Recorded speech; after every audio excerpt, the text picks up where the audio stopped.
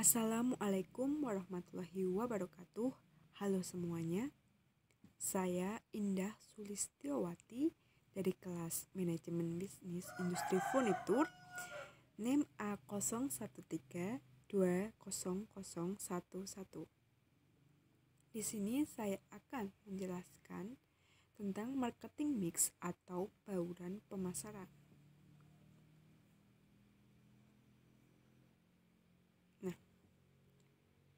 Sebelum kita masuk ke apa itu marketing mix atau bauran pemasaran, kita harus mengetahui terlebih dahulu apa sih itu pemasaran.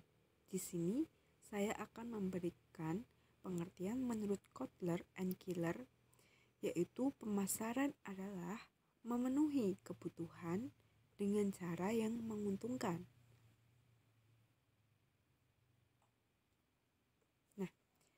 Lanjut lagi, secara umum pengertian pemasaran adalah kegiatan pemasar untuk menjalankan bisnis, profit atau non-profit guna memenuhi kebutuhan pasar dengan barang atau jasa, menetapkan harga, mendistribusikan, serta mempromosikan melalui proses pertukaran agar memuaskan konsumen dan mencapai tujuan perusahaan.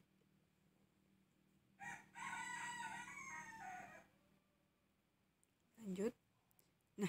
Kita masuk ke inti dari marketing mix. Marketing mix atau bauran pemasaran adalah strategi yang digunakan oleh perusahaan untuk merumuskan penawaran produk atau layanan bagi pelanggannya dengan memadukan elemen-elemen pemasaran seperti produk, place, price, and promotion. Ini biasa disebut dengan 4P. Sedangkan khusus untuk layanan atau jasa biasanya ditambahkan 3 elemen lainnya, yaitu ada bukti fisik atau physical evidence, orang atau people, dan proses yang biasanya disebut dengan 7P marketing mix. Marketing mix secara umum itu ada 4. Sedangkan untuk yang khusus bagi pelayanan ataupun jasa itu ditambah 3 elemen lagi, yaitu ada bukti fisik, ada orang, dan ada proses.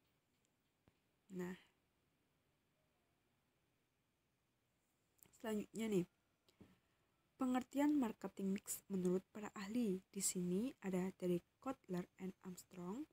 Bauran pemasaran merupakan seperangkat alat pemasaran yang digunakan untuk terus-menerus mencapai tujuan perusahaannya di pasar sasaran.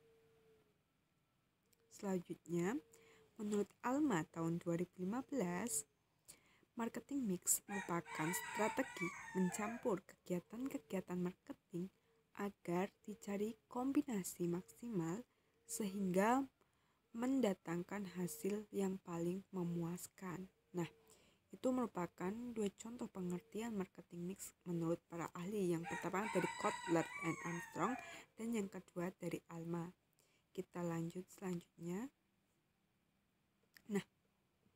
Di sini ada konsep marketing mix. Penemuan konsep marketing mix atau bauran pemasaran ini pertama kali diperkenalkan oleh Neil Borden pada tahun 1964 melalui artikelnya yang berjudul The Concept of the Marketing Mix, atau dalam bahasa Indonesia dapat diterjemahkan menjadi konsep bauran pemasaran. Selanjutnya, konsep marketing mix yang dikemukakan oleh Neil Borden ini pada dasarnya terinspirasi dari gagasan James Culliton yang mengumpamakan fungsi manajer pemasaran sebagai pembaur bahan-bahan atau mix of ingredients pada tahun 1948. Selanjutnya, unsur-unsur bauran pemasaran atau marketing mix, yaitu ada 4P. Yang pertama ada produk, yang kedua ada harga atau price, yang ketiga ada tempat atau place, dan yang keempat ada promosi atau promotion. Nah, di sini saya akan menjelaskan lebih lanjut nih, detail dari satu persatu bauran pemasaran yang ada di marketing mix. Nah, yang pertama ada bauran pemasaran atau marketing mix. Yang pertama unsurnya ada produk. Apa sih produk itu? Nah, produk adalah sesuatu yang memiliki nilai fungsional dan dapat digunakan oleh pelanggan untuk mencapai sesuatu. Seorang pemasar perlu mendefinisikan produknya dengan sangat hati-hati, yaitu dengan memikirkan nilainya, fitur, kualitas, USP atau unique selling proposition, dan persaingannya. Nah, produk ini apa? Seperti yang sudah kalian tahu bahwa produk ini produk ataupun barang yang dijual oleh perusahaan yang mempunyai nilai beli dan bisa digunakan oleh pelanggan untuk mencapai sesuatu. Nah, selanjutnya ada harga atau price. Nah, di sini harga atau price ini merupakan elemen terpenting dalam bauran pemasaran. Harga adalah nilai yang akan didapatkan sebagai pengganti produk. Jadi, harga ini adalah uang yang akan dibayarkan oleh pembeli kepada perusahaan ataupun penjual untuk menggantikan produk yang akan mereka beli atau yang akan mereka dapatkan. Nah, inilah yang akan dibayarkan oleh pelanggan sebagai imbalan atas kegunaan produk tersebut. Harga terutama ditentukan oleh biaya produk dan juga seberapa banyak pelanggan ingin membayarnya. Jika kita memberikan harga terlalu tinggi, tidak ada yang membeli. Namun, apabila kita memberikan harga yang terlalu rendah, perusahaan yang membuat produk tersebut akan mengalami kerugian. Nah, jadi ketika harga yang kita berikan itu tinggi, maka pembelinya akan sedikit, bahkan tidak akan ada yang membeli. Namun ketika kita memberikan harga yang rendah, perusahaan pun akan mengalami kerugian jika tidak dihitung dengan matang. Nah, jadi perusahaan ataupun para pemasar harus menyusun strategi pemasaran, penetapan harga yang tepat untuk membuat bauran pemasaran kita menjadi lebih sempurna. Jadi, sebelum kita menentukan harga, kita harus tahu dulu biaya produksi, biaya listrik, biaya lain-lain, biaya yang kita keluarkan untuk memproduksi barang tersebut. Nah, sehingga kita tidak akan mengalami kerugian. Nah, tapi jangan sampai juga harga yang kita berikan itu terlalu tinggi, karena biasanya konsumen akan lebih tertarik, atau khususnya saja orang Indonesia itu lebih tertarik dengan harga yang relatif lebih murah. Nah, selanjutnya yang ketiga ada tempat atau place. Nah, apa sih tempat atau place ini? Tempat atau place merupakan saluran distribusi yang mengacu pada lokasi di mana produk tersedia dan dapat dijual atau dibeli oleh konsumen. Dengan kata lain, saluran distribusi adalah saluran di mana produk dapat mencapai pelanggannya. Nah, jadi tempat atau place ini merupakan saluran di mana produk itu dapat tersalurkan atau sampai kepada pelanggan ataupun pembeli. Nah, pembeli ini dapat membeli produk baik dari pasar fisik ataupun dari pasar virtual. Nah, dari pasar fisik ini apa? Dari pasar fisik ini adalah dari pasar langsung seperti dari minimarket, dari pasar tradisional. Intinya penjual dan pembeli ini dapat bertemu langsung dan berinteraksi. Nah, sedangkan pasar virtual yaitu pasar yang penjual dan pembelinya ini tidak dapat bertemu secara langsung ataupun fisik. Mereka berkomunikasi dan berinteraksi melalui internet. Contohnya pasar virtual yaitu marketplace seperti Shopee, Lazada, Tokopedia, dan banyak lainnya lagi. Nah, di pasar fisik, pembeli dan penjual ini secara fisik dapat bertemu dan berinteraksi satu sama lain. Sedangkan di pasar virtual, pembeli dan penjual bertemu melalui internet. Nah, ketika di pasar virtual itu biasanya hanya bertemu melalui internet. Seperti yang sudah kita ketahui bahwa contohnya di Shopee, kita bisa berkomunikasi dengan penjual melalui chat, ataupun kita bisa menghubungi penjual melalui komen yang ada di Shopee. Nah, kita bisa merequest apa saja yang kita inginkan.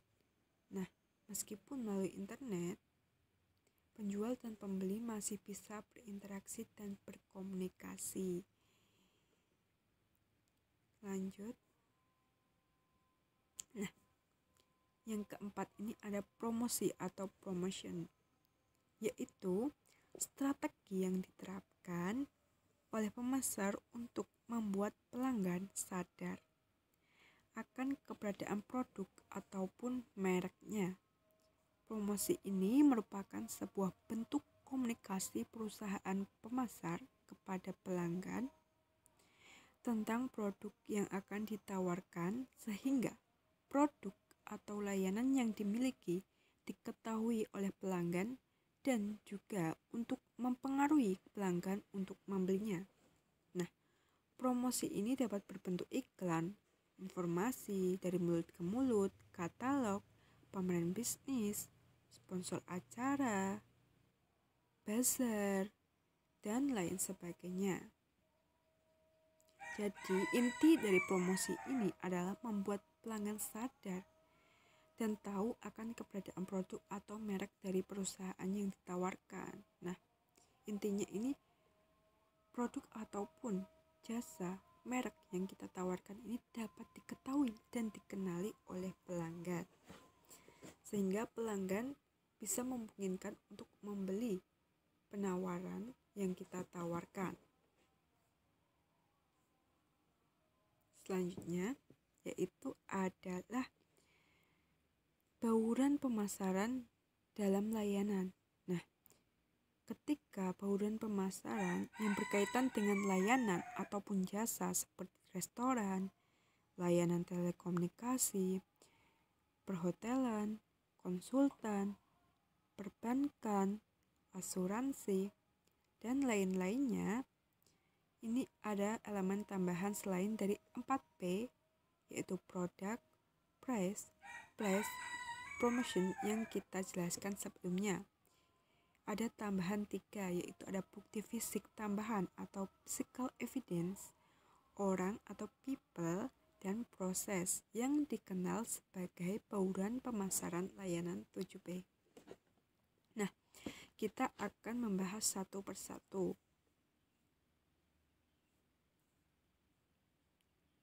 Yang pertama ada bukti fisik atau physical evidence. Nah,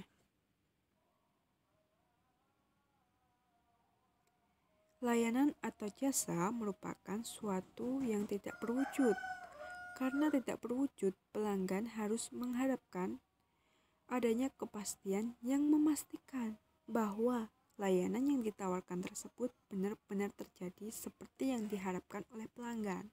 Nah, bukti fisik merupakan upaya yang diberikan penyedia jasa ataupun layanan untuk meyakinkan pelanggan atau konsumen.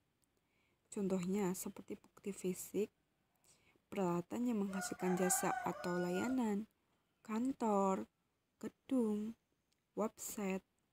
Nah, tanda terima layanan atau faktur ini juga merupakan bukti fisik yang digunakan untuk meyakinkan pelanggan bahwa layanan akan selesai seperti yang ditawarkan. Nah, ketika perusahaan kita itu menawarkan jasa layanan, maka perlu bukti fisik. Contohnya tanda terima layanan atau faktur, terus nota yang menjadi bukti fisik pelanggan bahwa dan meyakinkan pelanggan bahwa layanan tersebut selesai seperti yang ditawarkan oleh perusahaan tersebut. Nah, selanjutnya ada orang atau people. Nah, apa sih yang dimaksud dengan orang atau people ini? Nah, di sini dalam bauran pemasaran layanan yang dimaksud adalah karyawan atau petugas yang memberikan pelayanan, termasuk orang-orang yang berinteraksi langsung dengan pelanggan. Nah, jadi orang atau people yang dimaksud di sini merupakan karyawan atau petugas ataupun orang-orang yang berinteraksi langsung dengan pelanggan. Elemen ini mencangkup seberapa baik orang-orang ini ataupun seberapa baik karyawan atau petugas ini melakukan pekerjaannya dan bagaimana perasaan atau pengalaman pelanggan terhadap layanan mereka. Nah, untuk di orang atau people ini lebih mengedepankan pada bagaimana sih pelayanan yang diberikan oleh karyawan atau petugas terhadap pelanggan, apakah pelayanannya baik atau tidak. Hal itu yang akan menjadikan ataupun menumbuhkan rasa, perasaan atau pengalaman baik atau tidaknya pelanggan terhadap pelayanan yang ditawarkan oleh perusahaan.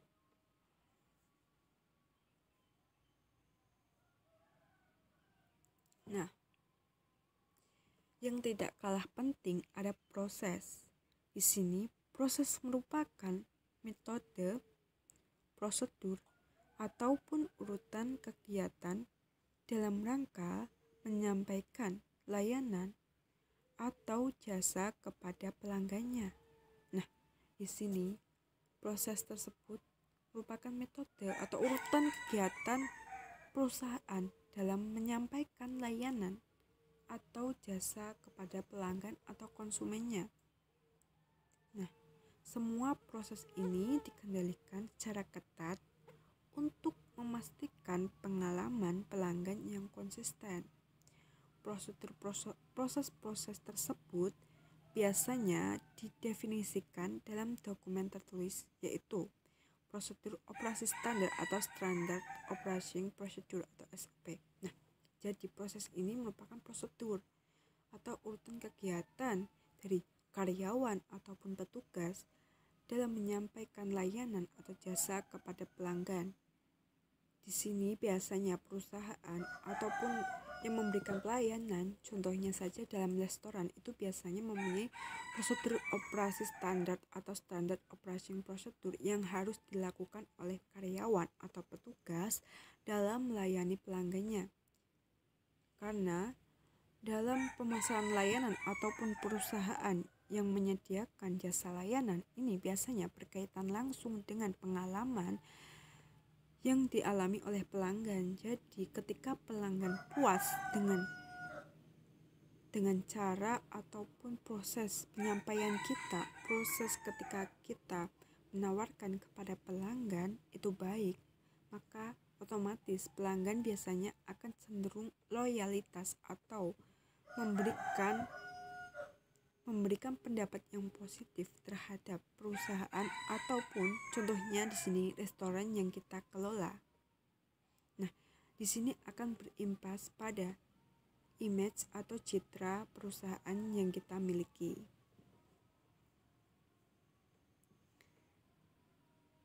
Jadi, setiap perusahaan ataupun jasa yang menawarkan layanan jasa itu sebaiknya harus mempunyai dokumen tertulis atau prosedur operasi standar atau Standard Operating Procedure yang bisa digunakan oleh karyawan dan petugas, karena hal ini sangat penting bagi citra atau image dari perusahaan yang menyediakan layanan ataupun jasa tersebut.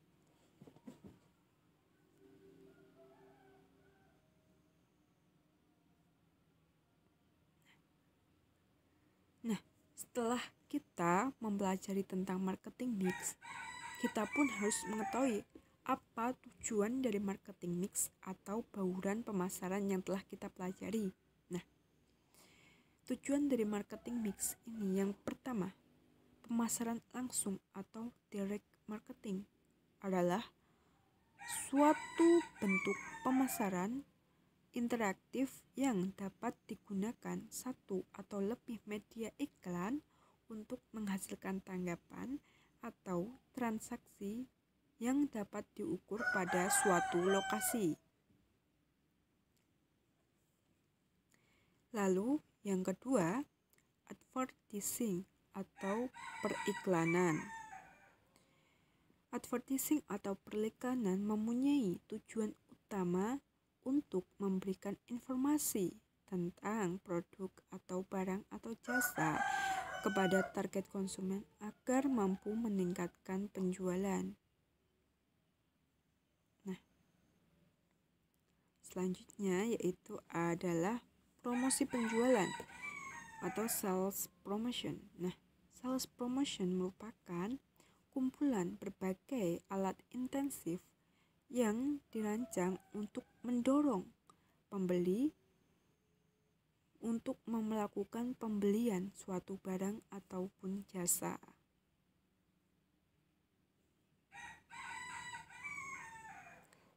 Selanjutnya yaitu adalah setelah mengetahui tujuan, kita akan beralih ke fungsi marketing mix. Apa sih fungsi marketing mix ini?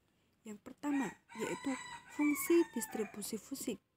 Fungsi distribusi fisik merupakan suatu produk ini dapat dilakukan dengan cara mengangkut dan menyimpan produk. Selanjutnya adalah fungsi pertukaran. Konsumen dapat membeli produk yang berasal dari produsen, baik itu dengan menukar uang dengan produk atau melakukan pertukaran produk dengan produk lain untuk digunakan sendiri ataupun dijual kembali. Yang ketiga ada fungsi perantara, yaitu menjadi media perantara untuk menyampaikan produk dari produsen kepada konsumen yang menghubungkan aktivitas pertukaran dengan distribusi. Jadi, di fungsi perantara ini, yaitu marketing mix berfungsi untuk menyampaikan produk dari konsumen kepada dari produsen kepada konsumen atau biasa disebut dengan distribusi. Nah, hal ini menghubungkan aktivitas pertukaran dengan distribusi fisik.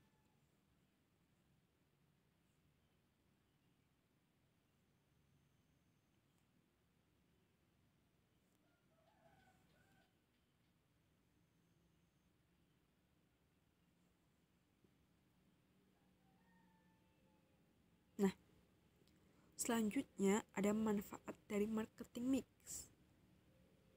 Setelah tadi ada tujuan, fungsi, sekarang kita masuk ke manfaat marketing mix. Marketing mix bermanfaat sebagai yang pertama, yaitu marketing mix mampu menganalisa keuangan. Nah, dari manfaat marketing mix ini, pemimpin ataupun bos dari perusahaan ini dapat mengetahui arus biaya dan pendapatan yang sesuai dengan situasi yang terjadi. Selanjutnya yaitu adalah alokasi sumber daya yang bijaksana. Nah, dalam manfaat marketing mix ini, ketika dalam sumber daya yang terbatas, maka kita dapat menggunakan sumber daya dengan bijaksana, yaitu dengan menggunakan alokasi sumber daya yang dimiliki secara efektif. Nah, yang ketiga yaitu memfasilitasi proses komunikasi. Nah, mampu mengalokasikan bentuk tanggung jawab untuk tiap bagian divisi dengan job desk masing-masing yang telah ditentukan. Nah, jadi di sini maksudnya adalah gimana dalam sebuah perusahaan itu biasanya sudah terdapat rundown job desk yang akan dilaksanakan. Namun di sini pemimpin harus membagi lagi tiap bagian divisi dengan job desk masing-masing yang telah ditentukan. Jadi sumber daya manusia, sumber daya karyawan yang dimiliki pun dapat berjalan secara efektif menjalankan job desk masing-masing, dan tugas-tugas dari karyawan atau perusahaan tersebut dapat terselesaikan.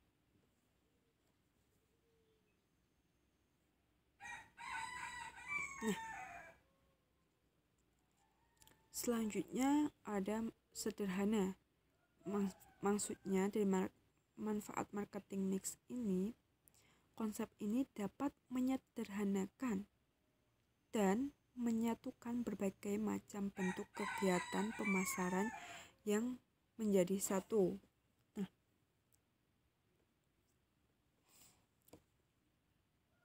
sehingga bagian pemasaran lebih mudah untuk dilakukan dan dikelola.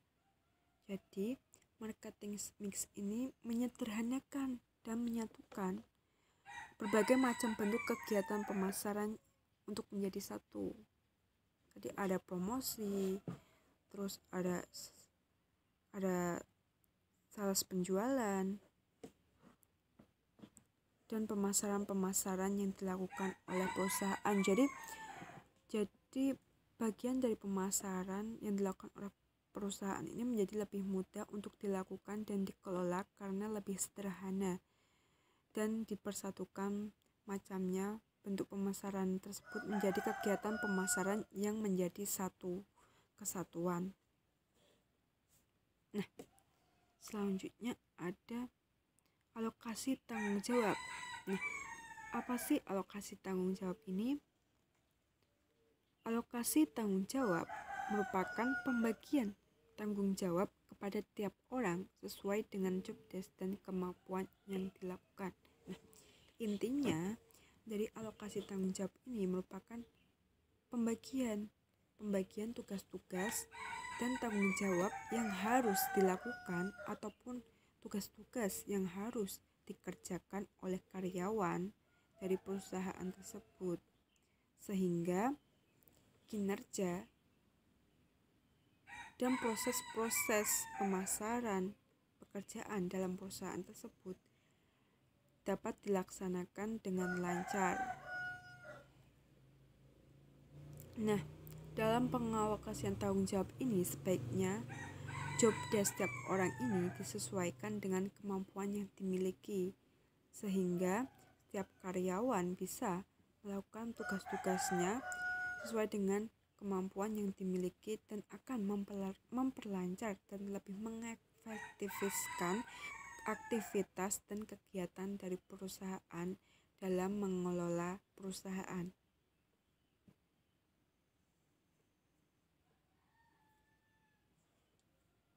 Nah, selanjutnya ada kelebihan dari marketing mix. Kelebihan dari marketing mix yang pertama yaitu memudahkan dalam pengembangan produk. Yang kedua, memudahkan dalam diferensiasi bisnis. Yang ketiga yaitu memudahkan perusahaan dalam membuat pemasaran yang kuat. Nah, selain dari kelebihan, marketing mix pun mempunyai kekurangan. Nah, kekurangan ini harus kita perkecil dan sebaiknya harus kita hindari. Nah, yang pertama, kekurangan dari marketing mix ini yaitu tidak dapat membahas terkait hubungan dengan konsumen dan brand experience. Nah, selanjutnya yaitu menganggap konsumen sebagai suatu pihak pasif yang tidak dapat memungkinkan untuk interaksi dengan yang lain. Jadi menganggap bahwa konsumen ini hanya diam atau pihak pasif yang tidak bisa berinteraksi dengan orang yang lain ataupun dengan yang lainnya. Nah, selanjutnya yaitu lebih berorientasi pada internal bisnis, sehingga tidak mempertimbangkan perilaku konsumen. Jadi dalam marketing mix ini kekurangannya lebih hanya berorientasi pada internal bisnis perusahaan saja, kurang mempertimbangkan perilaku dari konsumen. Nah, baik teman-teman, itulah materi tentang marketing mix atau bauran pemasaran yang telah kita bahas. Semoga materi tersebut dapat berguna bagi kita untuk kedepannya untuk belajar tentang marketing mix ataupun tentang penjualan pemasaran suatu perusahaan. Nah, cukup sekian dari saya. Wassalamualaikum warahmatullahi wabarakatuh.